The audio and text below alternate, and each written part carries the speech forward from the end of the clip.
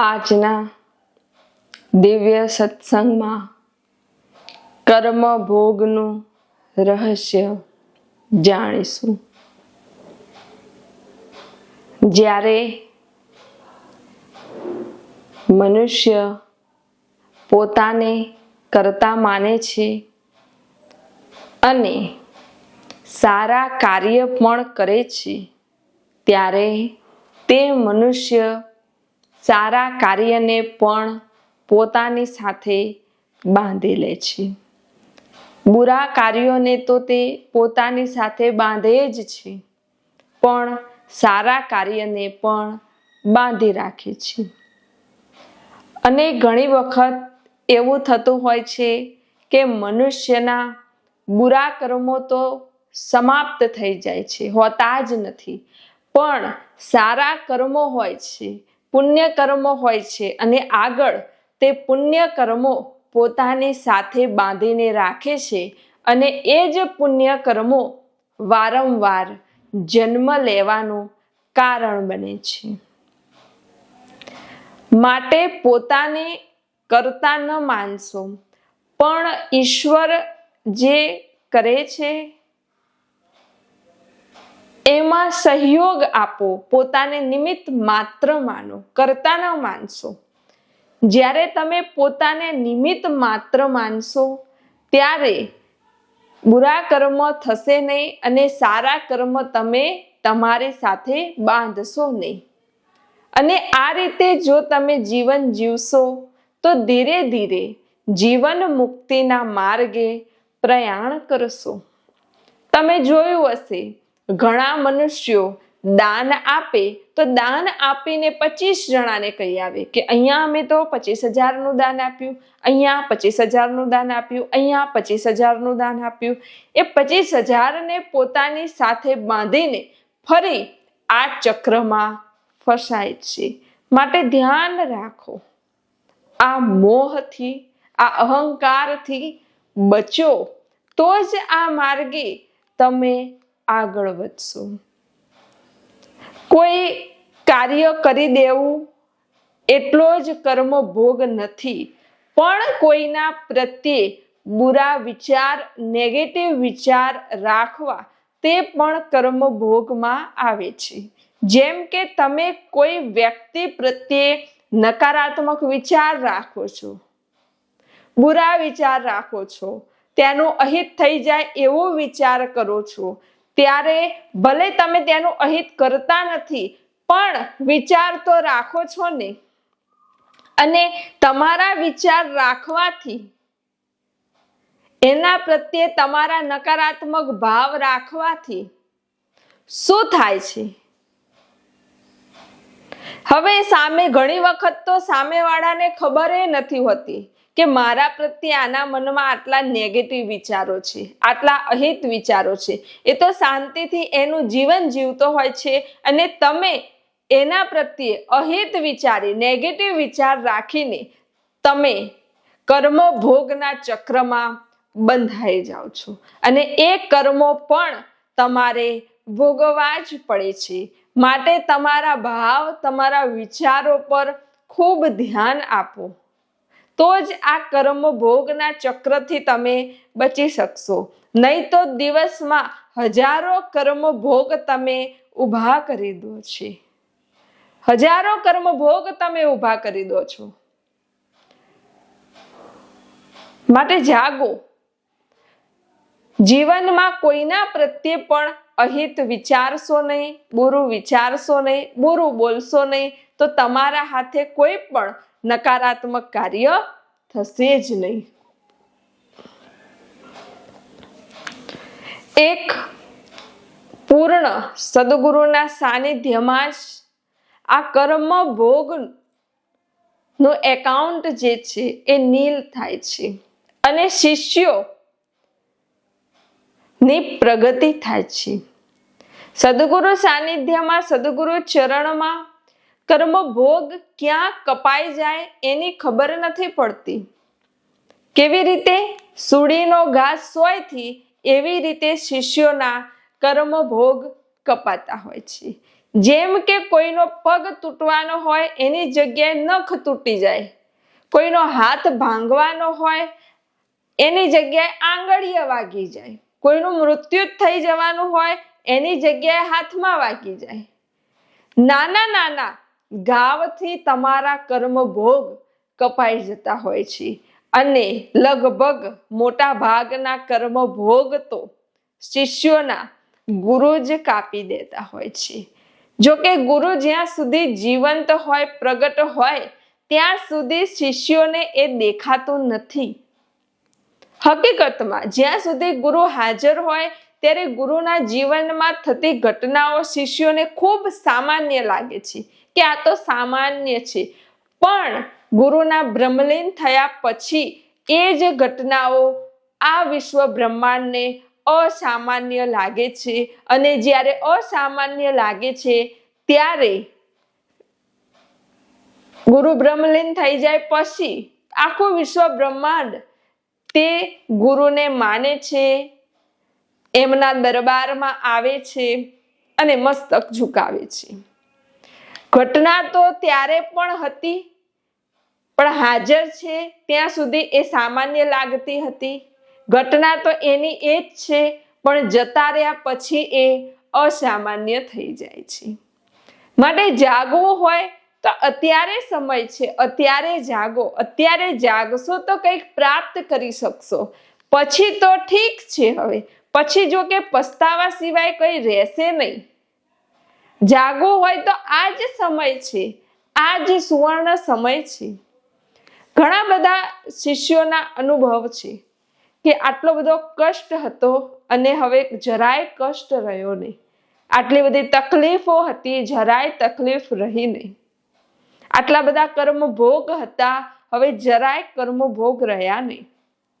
ગુરુ શિષ્યોને એક પોતાના આભા મંડળમાં, એક સુરક્ષિત સકારાત્મક આભા મંડળમાં લઈ લેતા હોય છે, જેના કારણે શિષ્યો રાગ, દ્વેષ, મોહ, અહંકાર જેવા શત્રુઓથી હર હંમેશ દૂર રહે છે. ઘણા એવા શિષ્યો છે કે જેમના પરિવારમાં કે જેમના નજદીકમાં કોઈનું મૃત્યુ થઈ ગયું હોય તો પણ બીજા દિવસે તે આશ્રમમાં આવે, પ્રણામ કરે, પૂનમ હોય તો આવી જાય, નમન કરે અને હસતા ગાતા, કોઈ શોક નહીં, કોઈ મોહ નહીં.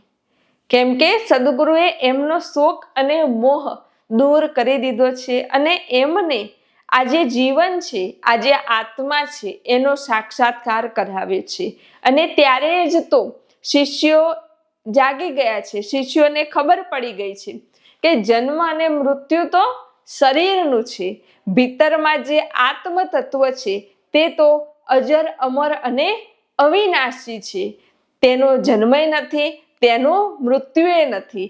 આ જ્ઞાન જ્યારે ભીતરમાં પ્રગટ થાય, આ બ્રહ્મ જ્ઞાન જ્યારે પ્રાપ્ત થાય, ત્યારે મનુષ્યના જીવનમાં કોઈ દુઃખ, કોઈ હતાશા, કોઈ નિરાશા રહેતી જ નથી.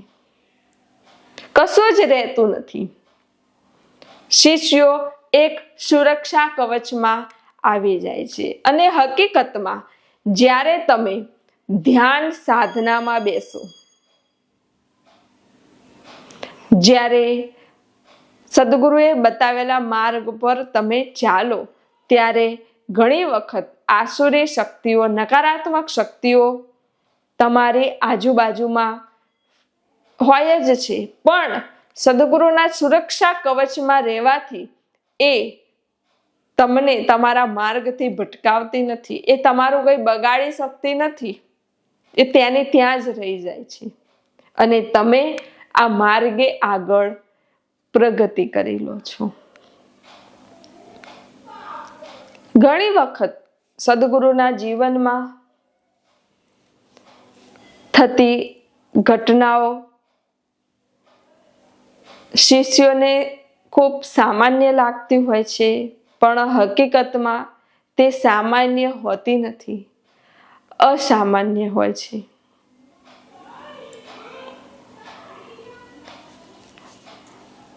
સદગુરુ ના જીવનમાં સદગુરુના સાનિધ્યમાં શિષ્યોના અનંત જન્મોના જે કર્મ ભોગના ઢગલા છે તે સદગુરુ ક્ષણવારમાં જ બાળીને ભસ્મ કરી દે છે. ક્ષણવારમાં જ.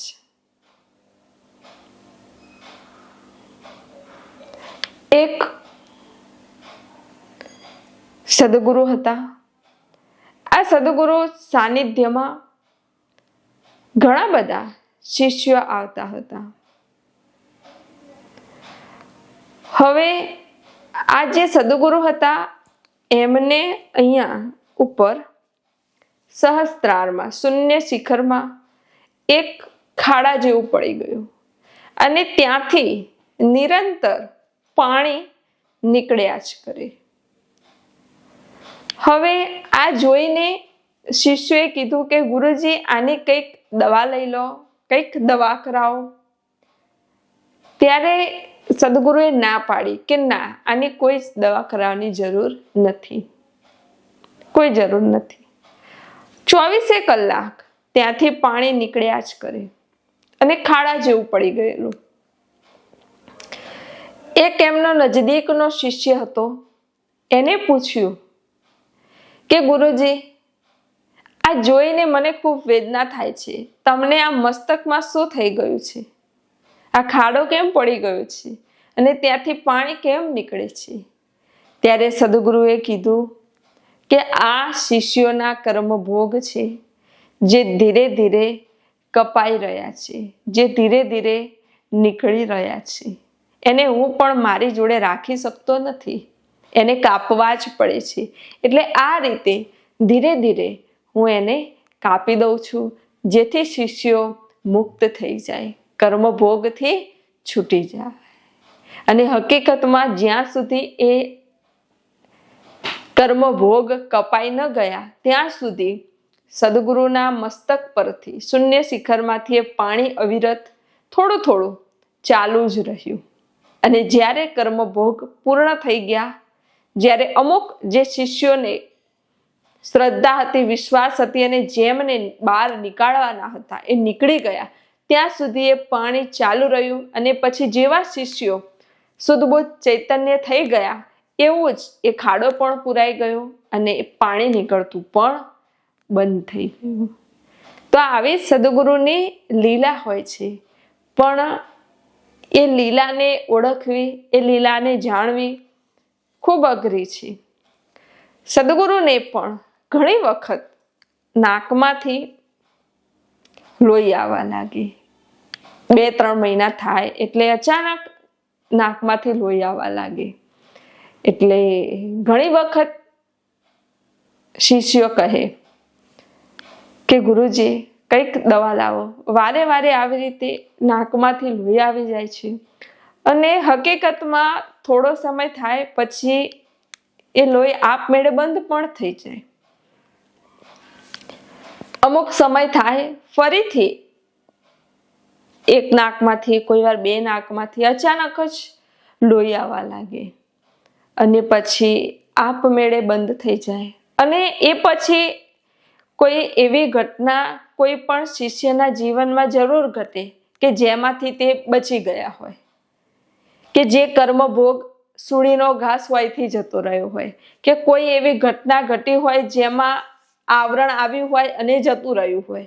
અને એ સમય પહેલા જ ગુરુને આ રીતનો કષ્ટ થાય અને પછી એ કર્મભોગ કપાઈ જાય એટલે આપમેળે બંધ થઈ જાય. ઘણી વખત આ જોયું છે, ઘણી વખત. અને ઘણી વખત કહીએ પણ ખરા કે કંઈક ડોક્ટરને બતાવીએ કે કંઈક દવા લાવીએ તો સદગુરુ ના પાડી દે કે ના, આમાં કોઈ દવાની જરૂર નથી. અને કોઈ સામાન્ય મનુષ્ય સાથે આવી ઘટના થઈ હોય તો દોડે ફટાફટ ડોક્ટર જોડે કે જુઓ આ શું થયું, લોહી આવવું એટલે અચાનક, અને પછી બંધ થઈ જાય.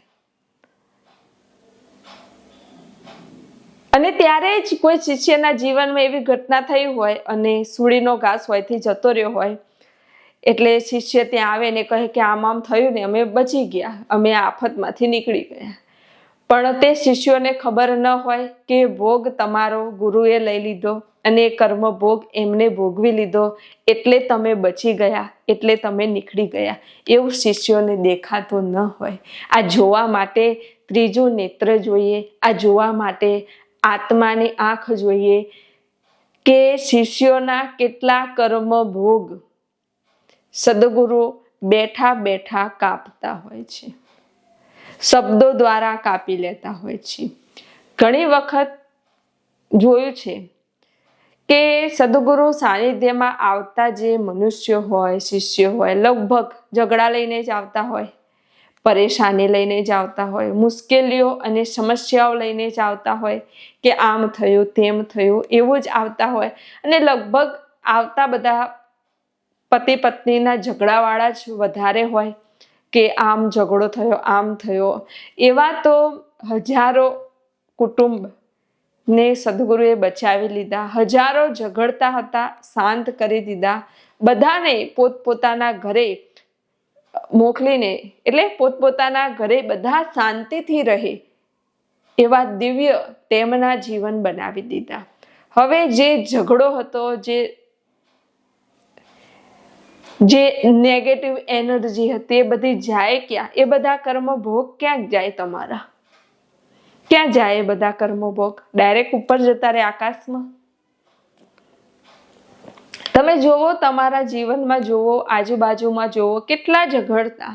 અત્યારે જોવો બધા શાંત, બધા આવીને કહે કે સદગુરુ અમારા ઘરમાં કોઈ ઝઘડો નહીં, કોઈ કંકાસ નહીં, કશું જ નહીં, અમે શાંતિથી પ્રેમથી આનંદથી રહીએ છીએ, બધા એવું કે. અને નિરીક્ષણ કરીને જોવો તો એ બધા શિષ્યોના કર્મ ભોગ, એ બધા કષ્ટો સદગુરુ જ ભોગવી રહ્યા છે. આ જોઈને ખરેખર હૃદય ભરાઈ જાય કે ખાલી કહેવું કે પરમાત્મા કેટલા દયાળુ છે, પરમાત્મા કેટલા કૃપા નિધાન છે, એ ખાલી કહેવું એ તો બરાબર છે જ. પણ આજે સાક્ષાત એ પરમાત્માનો અનુભવ જીવનમાં આવ્યો, સાક્ષાત અનુભવ જીવનમાં આવ્યો કે પરમાત્મા કેવી રીતે દયાળુ છે, કેવી રીતે કૃપાળુ છે, કેવી રીતે તે દયા કરે છે ને. તું પ્યાર કા સાગર હે, તેરી એક બૂંદ કે પ્યાસે હમ. કે પરમાત્મા કરુણાનો સાગર છે એવું તો સાંભળ્યું હતું, પણ આજે તો એ જીવનમાં પ્રત્યક્ષ જોયું છે કે પરમાત્મા એટલા કરુણા સાગર છે, એટલા દયાના સાગર છે કે એનું વર્ણન ન થઈ શકે. માટે જ તો ગુરુ ગુણ જેટલા ગાવ એટલા ઓછા છે. કેટલું લખું, કેટલું બોલું, તો એ ગુરુ ગુણ નો પાર પામી શકાય તેમ નથી.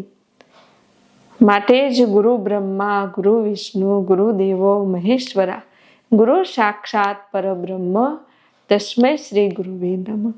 માટે સર્વશ્રેષ્ઠ પદ જો હોય તો એ સદગુરુનું છે. આવા સુદબુદ્ધ ચૈતન્ય પરાકાષ્ઠાએ પહોંચેલા અને પોતે પહોંચીને શિષ્યોને પણ એક ગતિએ પહોંચાડનારા સદગુરુ આ કળિયુગમાં મળવા તે બહુ દુર્લભ છે. અને મળે તો ઓળખવા દુર્લભ છે, ઓળખાય તો તેમના વચને રહેવું દુર્લભ છે, વચને રહેવાય તો એ રીતે જીવન જીવવું દુર્લભ છે. અને એ રીતે ગુરુ સાનિધ્યમાં જીવન જીવી જવાય તો પછી બહાર નીકળવું તે અઘરું નથી, પણ ખૂબ સહેલું છે. આવી પરમ કૃપાનિધાન, પરમ કૃપાળુ બટુકાનંદ એ જ છે જે સર્વે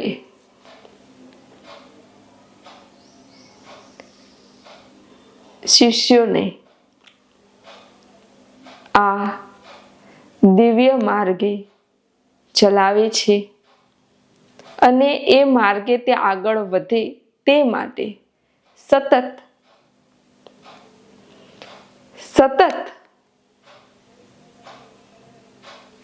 એક જ ભજનમાં મસ્ત છે કે આ જીવોનો ઉદ્ધાર થઈ જાય.